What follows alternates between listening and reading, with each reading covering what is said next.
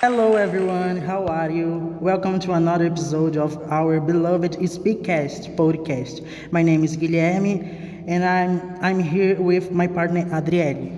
Hello guys, welcome.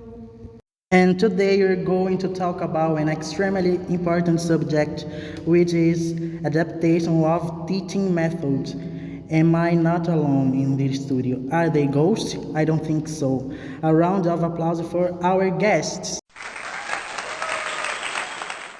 Please introduce yourselves. Hi guys, my name is Louis. Hi, my name is Victoria. Hello, my name is Davia. Hi, my name is Magdalene. Hello, my name is João. Hello guys, my name is Thaleson. Guilherme, você poderia por gentileza conversar em português com a gente, já que a gente não tem muito conhecimento do inglês? Pode ser? Ok, I can do this. Como foi um pedido dele, né, eu vou falar em português, né, eu que sou poliglota, né, sei falar várias línguas, mas uns 6 idiomas por aí ao redor do mundo, né, eu tô acostumado a misturar, mas como é um pedido deles, eu vou fazer essas preces para eles. Bom, como vocês sabem, né, nós divulgamos nas nossas redes sociais o tema do nosso podcast de hoje, vocês enviaram várias perguntas sobre isso, que é o nosso tema, e que agora eu vou começar com as perguntas que vocês enviaram. E vamos começar agora com as perguntas que vocês mandaram lá nas redes sociais. E eu peguei aqui uma pergunta da Maria. Ela fez uma pergunta aqui, eu vou direcionar ela para o Thaleson. Thaleson, sabemos que o inglês é a língua mundial atualmente, mas você poderia nos explicar um pouco da origem dessa língua? Bem, Guilherme, é um prazer enorme estar aqui sentado ao lado desses grandes estudantes, né? Todos nós aqui temos o objetivo nosso de estar em busca ainda mais do conhecimento da língua inglesa, né? E responder a Maria, a gente vem inovando ainda mais em pesquisas, e essa pergunta que ela me fez agora sobre a origem da língua, bem, todos nós temos como mentalidade pensarmos que o inglês já vem de si como autônomo, mas na verdade não é assim, certo? A primeira língua que foi usada mundialmente lá no ocidental chama-se o latim, né, que todos nós conhecemos já.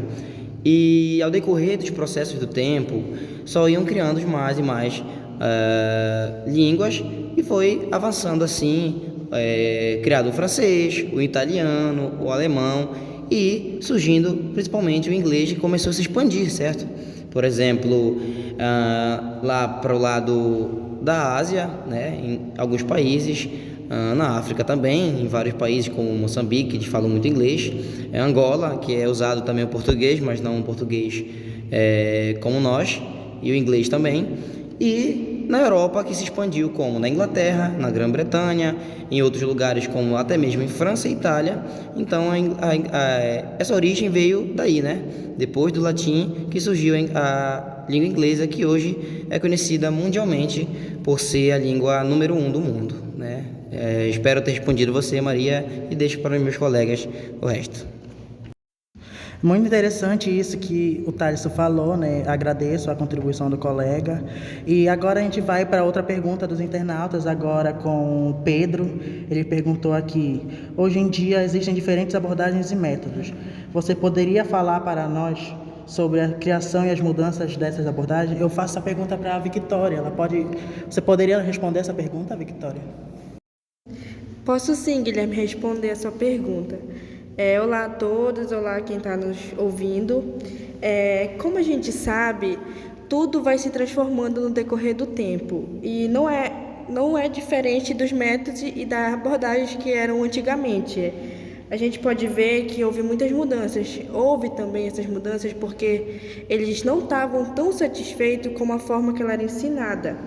E hoje, os métodos e essas abordagens são um estilo de educação caracterizada na transmissão dos conhecimentos acumulados pela humanidade ao longo do tempo. A gente pode ver que antes não era ensinada tantas coisas porque eles não tinham tanto conhecimento sobre tal assunto, mas como o tempo está se passando, eles vão aprendendo mais e mais e repassando aquilo que eles estão aprendendo para as novas pessoas.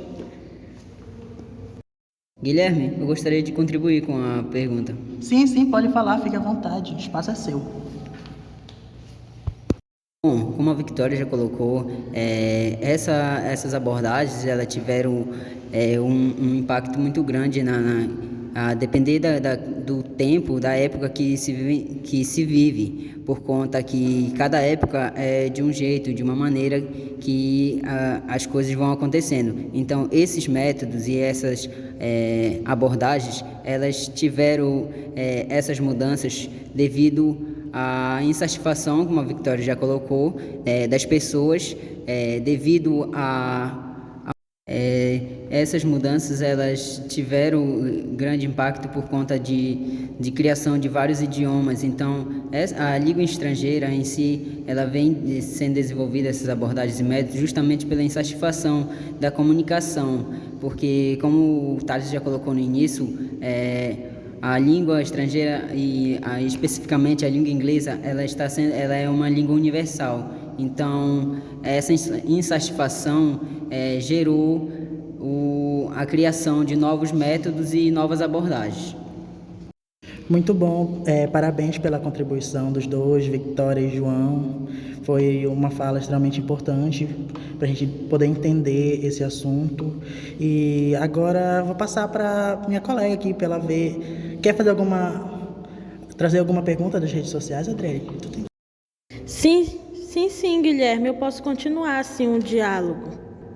A Ana está perguntando aqui para o Luiz quais são os princípios que fazem parte da mudança linguística do movimento da reforma. Luiz, você pode nos responder? Posso responder sim, Adriele. Bom, respondendo a nossa internauta, existem vários princípios. No entanto, eu vou citar aqui 7 princípios que foram muito importantes. O primeiro: o objetivo de aprender uma língua estrangeira é ler sua literatura ou desfrutar do desenvolvimento mental que dela advém. O segundo: ler e escrever são o foco principal. Pouca ou nenhuma atenção sistemática é dada ao falar ou ouvir. Terceiro: os principais métodos são listas de vocabulários e exercícios de tradução. Quarto: a frase é o núcleo da linguagem. Quinto: a precisão da tradução é o foco principal. O sexto: a gramática é ensinada dedutivamente por apresentação. E o sétimo: a linguagem nativa do aluno é o meio de instrução. Obrigada, Luiz, muito bem colocado. E agora nós temos mais uma pergunta, agora de uma professora. Obrigada, professora Yasmin, por mandar essa pergunta aqui para a Deibia. Por que é tão importante os professores compreenderem a importância de métodos na sua formação? Deibia, você pode responder para nós? Sim, posso responder. Bom, o estudo de abordagens e métodos proporciona aos professores uma visão de como evoluir o campo do ensino de línguas. As abordagens e os métodos podem ser estudados não como prescrições sobre como ensinar, mas como uma fonte de práticas bem utilizadas, que os professores podem adaptar ou implementar com base nas suas próprias necessidades. A experiência na utilização de diferentes abordagens e métodos de ensino pode proporcionar aos professores competências pedagógicas básicas que poderão posteriormente acrescentar ou complementar à medida que desenvolvem experiências de ensino. Muito bem colocado, Deibia. A Madalena está acenando aqui que ela quer complementar a resposta. Sim, eu gostaria de complementar falando que sobre essa importância, da formação do professor. Essa importância da ação pedagógica que pretende seguir a carreira de fazer, do que saber, e que se mistura também no saber fazer. Inúmeros assuntos surgem quando o assunto é a educação do educador, que vem modificando ao longo do tempo sem fazer desaparecer a proposta de reconstrução, crescimento e a formação de ensinamentos sempre visualizados. Estar diante de uma prática educativa é muito mais do que apenas aprimorar o conhecimento, é rever também e reavaliar todo um contexto que envolve a formação do professor, é verificar como essa formação repercute. O interessante é a formação dos professores, profissionais, no desenvolver do seu ofício. E isso é uma forma de acompanhar a realidade. Definimos o professor, o profissional, como uma pessoa autônoma, dotada de competências específicas e especializada que repousam sobre uma base de conhecimentos racionais, reconhecidos e também oriundos da ciência, legitimados pela universidade ou de conhecimentos explicitados, oriundos da prática. É nesse contexto, que surge a grande questão e se a importância está na forma como o conhecimento é pensado, repensado e também transmitido, A questão ainda maior que encontra por trás de toda essa primeira questão é a formação dos profissionais que irão transmitir tal conhecimento. Obrigada, Madalena. Obrigada, Débia, pela resposta. Então, hoje nós tivemos falas importantíssimas com pessoas extremamente estudiosas, talentosas no que fazem, sabem o que fazem. E é isso, nós vamos finalizar nosso podcast aqui. Nos vemos na próxima semana, no nosso segundo episódio.